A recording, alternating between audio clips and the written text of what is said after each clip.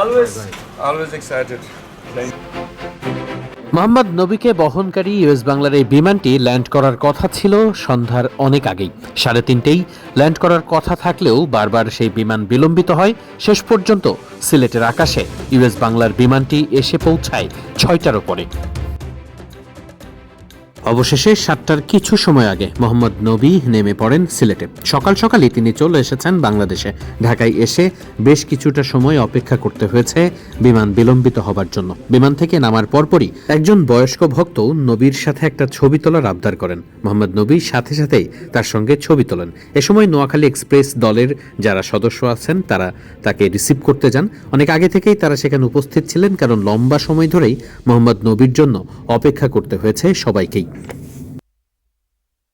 টানা হারের বৃত্তে থাকা নোয়াখালী এক্সপ্রেস নিশ্চয়ই একটুখানি স্বস্তির বাতাস খুঁজে ফিরবে নোয়াখালী এক্সপ্রেস দলের সবথেকে বড় পোস্টার বয় মোহাম্মদ নবীকে পেয়ে।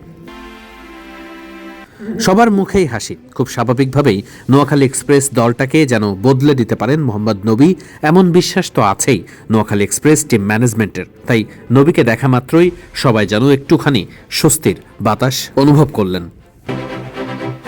নোয়াখালী এক্সপ্রেস দলের প্রথম 3 ম্যাচে থাকতে পারেননি ঠিকই, কিন্তু দলের খোঁজ খবর রাখছিলেন, এসে বলছিলেন সেসব কথাই।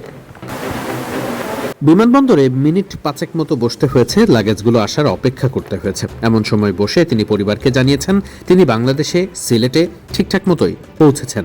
সবাই মোহাম্মদ নবীর জন্য ততক্ষণে অপেক্ষায়। তিনি এখন মাঠে নামার সব প্রস্তুতি নেবেন বাকি একদিনের মধ্যেই। তারপরেই নোয়াখালী এক্সপ্রেস দলে হয়ে খেলতে নামবেন মাঠে।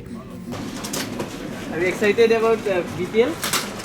Yeah, always excited playing Bangladesh. Yeah. 13 বছর আগে 2013 সালে খেলতে আসা মোহাম্মদ নবী আবারও এলেন 2026-এও।